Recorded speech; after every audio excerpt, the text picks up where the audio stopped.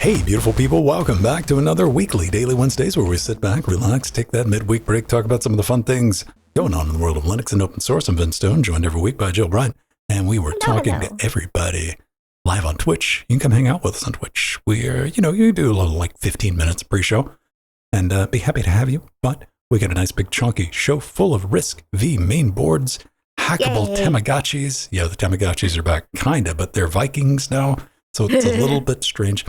Kernel 6.12.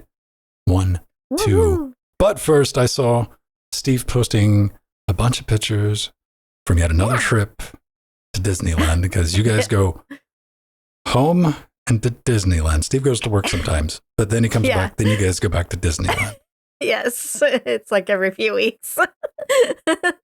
But yeah, we had a wonderful day at Disneyland last Sunday. It was the opening weekend for the holidays at Disneyland.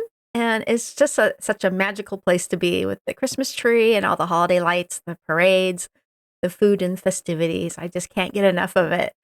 And Steve, husband, and I had a great dinner and explored the newly renamed land, Bayou Country, that used to be called Critter Country. And it's named Bayou Country for the flagship log flume ride that just opened to the public in the last week, Tiana's Bayou Adventure. And it is beautifully themed from one of my favorite Disney movies, The Princess and the Frog. So that's hence the name, Tiana's Bayou Adventure. So we didn't go on the ride yet. It was a little chilly for us here in SoCal to get on a ride where you get very wet.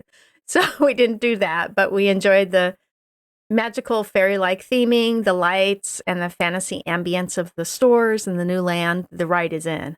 Really, really, really beautiful. Disney knocked it out of the park. I've been doing a lot of meetings, a lot of talks. The tsunami of, I was talking about this in the pre-show, these single board manufacturers, all the common ones that you would have expected have come a knocking.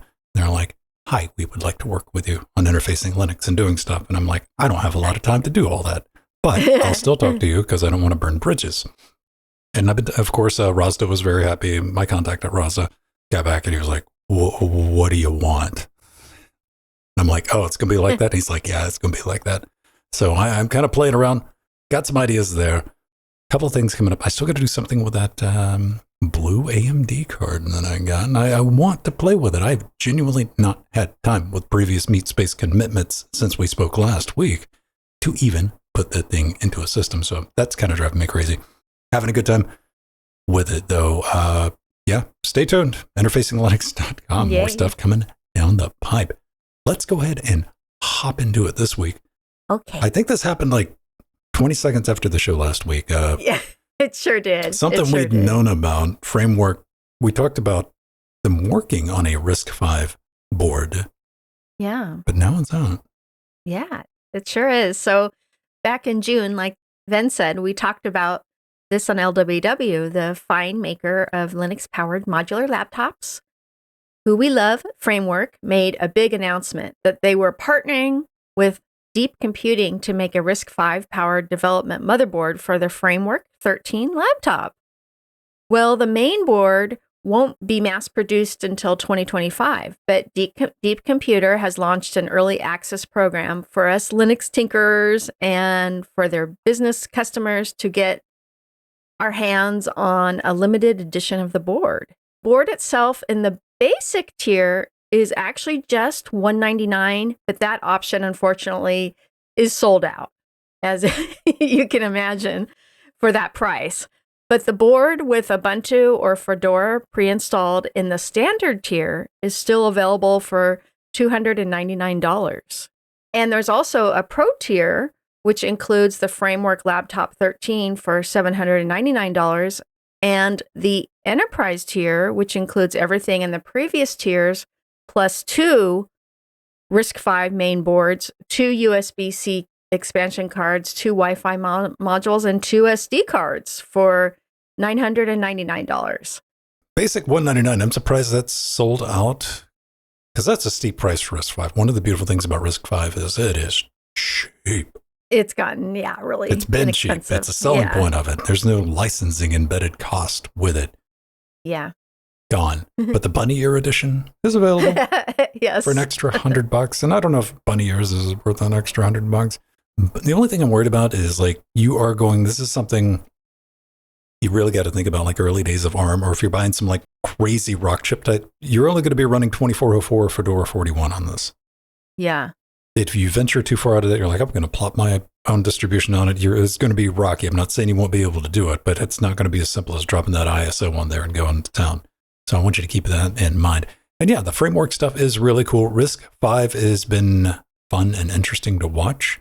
I'm glad that they have that much interest in the 199. I want to know how many of those they had before I go like, that was super impressive. And they're like, interesting. You sold out. You're like, yeah, how many did you make? 6. I'm like, oh, okay. But if they made a big run of them, that's good to see. Everything can be in the show notes. Go check it out. If you got a framework, if you bought one of these, drop me a comment down below the video. Let me know about it, how it worked out for you. What do you plan on doing with your newfound RISC-V power? But coming up next, we got Kernel 6.12. It's full of a couple of things that might be of interesting. I saw one of the mentions was a FireWire fix, because this article is going to be from OMG Ubuntu. And I'm like, oh, cool. What did it fix? And I went looking, and I kept looking, and I kept looking. I had to go through the mailing list. It's not. Yeah, it's a long list.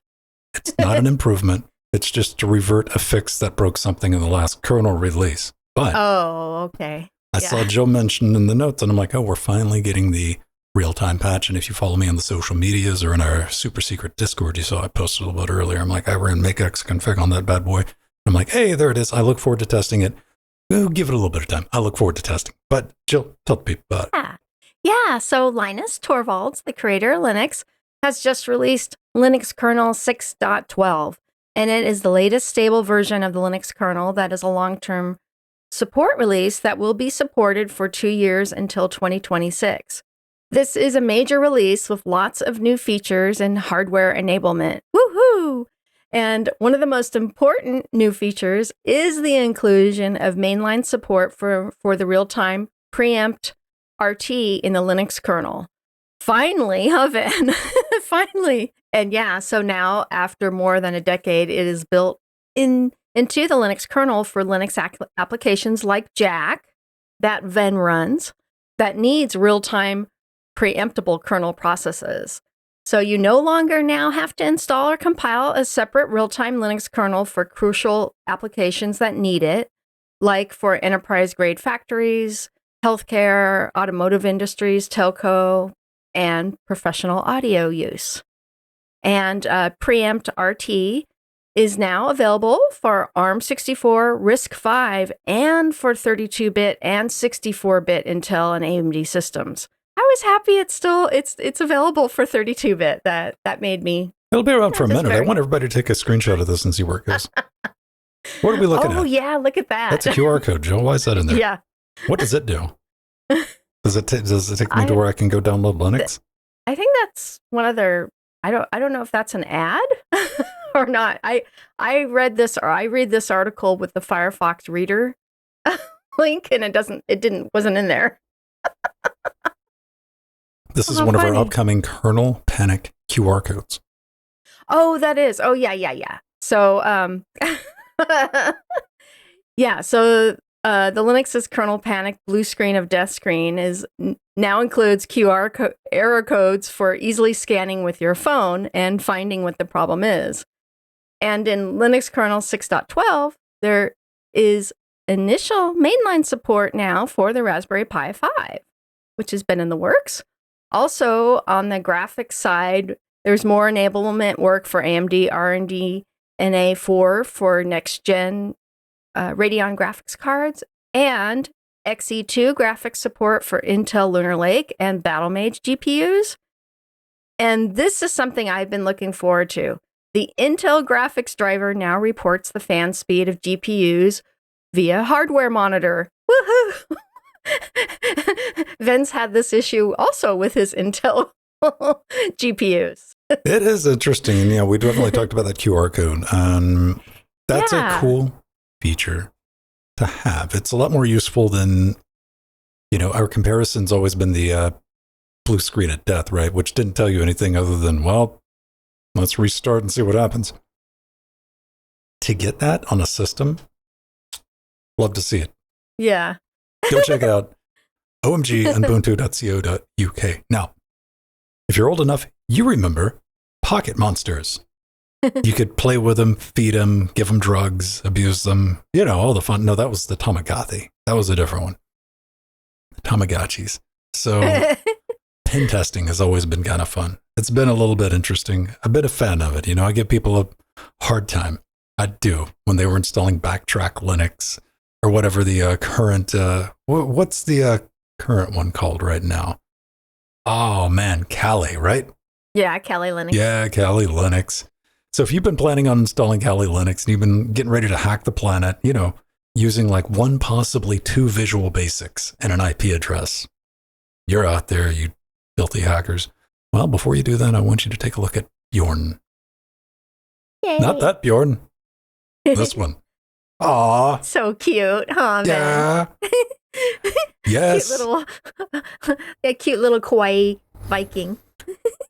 Bjorn is here to hack the planet. It's a collection of HackerMan scripts. Yes, it's scripts, but it's also got a cute little display that works with e-ink. You just kind of plug it in, you put it into a Raspberry Pi Zero, and you're going to get, you're going to need, let's see, the 2.1-inch e-paper hat that works with a Pi Zero. They're like dirt cheap, but that'll give you a portable Hackagotchi. You can do brute force attacks, file stealing, network scanning, just all of your pen testing stuff, man, vulnerability assessments, and a whole lot more.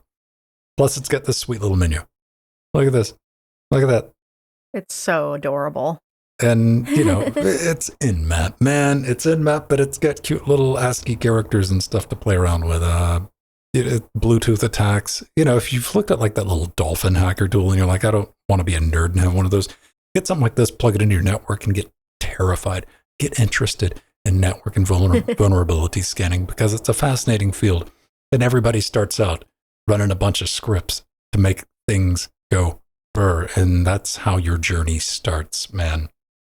Oh, yeah, this is just, there'll be a link in the show notes to it, because this works. You can build one of these for like $20. And I think it's really fascinating to have. And I'm a huge fan of, because like I said, it works on a 0W. 32-bit or 64-bit. And you can just install this. You don't necessarily need a Raspberry Pi to make it work. But yeah, Hacker Vikings. Love it. Yay!